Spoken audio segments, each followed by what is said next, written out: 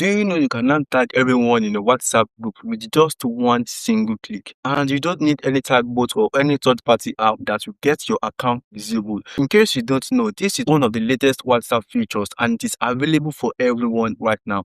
Let me show you. Just go ahead to your WhatsApp, go to group where you want to tag everyone. Let's assume you want to pass a quick information and you want everyone to be aware by receiving a tag notification. You will need to go to the group and type art. So when you type art, immediately it will pop this up. So this will mention all members if you send this right now, and you can continue typing and you can also send it alone like this. So let me know what you think about this new feature, and if you want to know how to read deleted messages on WhatsApp, there is a video waiting for you right now and it is the one popping on your screen right now. So click on it to go and watch that video. So if you found this video helpful, make sure you like this video and subscribe so that you won't miss my upcoming tutorials. Stay blessed.